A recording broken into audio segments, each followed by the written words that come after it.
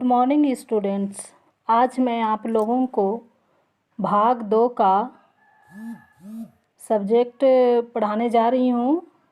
भाग 2 में जो दिया गया है हमको वह है स्वतंत्रता के समय से भारतीय राजनीति या politics in India since independence. ये मैं बतलाने जा रही हूँ आप लोगों को। इसके अंतर्गत कौन सा चैप्टर आ रहा है। इसके अंतर्गत चैप्टर है आपका संवैधानिक व्यवस्था का संकट या crisis of the constitution order.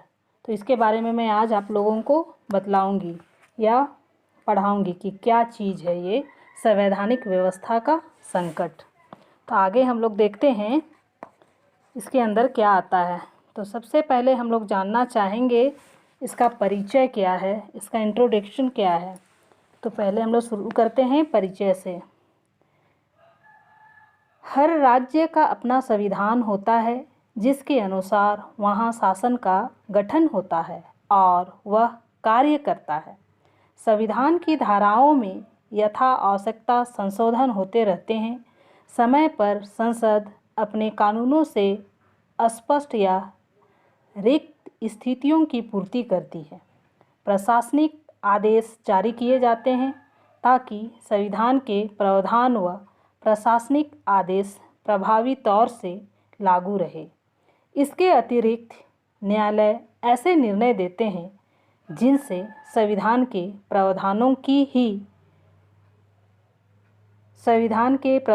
की सही व मान्य व्याख्याएं होती है जो कानून के रूप में लागू होती है। साथ ही समय के साथ रीति रिवाज बनते हैं जो धीरे धीरे पक्के होकर ऐसा रूप धारण कर लेते हैं कि जनसाधारण लिखित नियमों व अलिखित रिवाजों में अंतर नहीं समझते।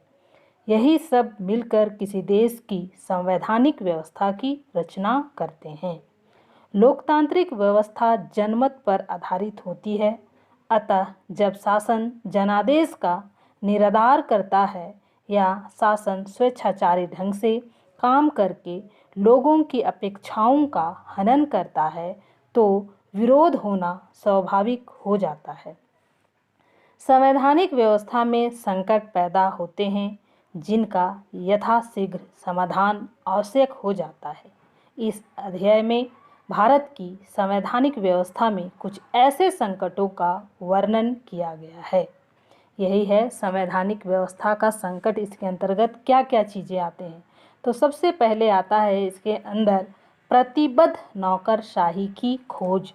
तो सबसे पहले हम लोग जानेंगे कि नौकरशाही क्या है, नौकरशाही का क्या अर्थ है। तो नौकरशाही का अर्थ है राज्य का प्रशासन अस्थायी लोक सेवकों के हाथों में होता है जिनका योग्यता के आधार पर चयन किया जाता है। वरिष्ठता व कार्य कुशलता के आधार पर उन्हें पदोन्नत किया जाता है।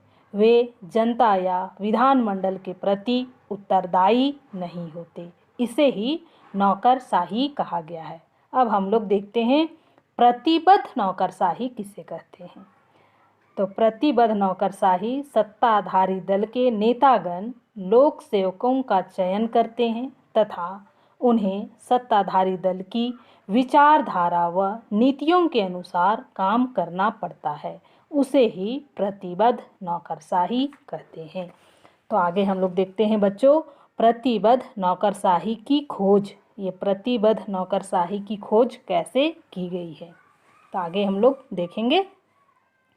आधुनिक राज्य में प्रशासन इतना जटिल हो गया है कि उसमें नौकरशाही की भूमिका अपरिहार्य हो गई है।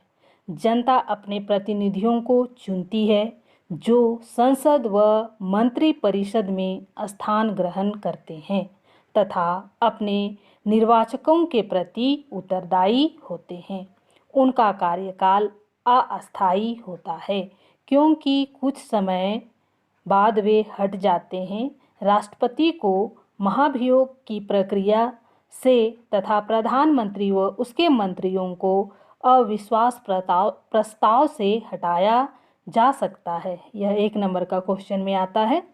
आगे है, ये लोग हर समय राजनीति में लिप्त रहते हैं, इसलिए राष्ट्रपति, प्रधानमंत्री व उसके मंत्रियों को राजनीतिक कार्यपालिका या अस्थायी कार्यपालिका के नाम से जाना जाता है।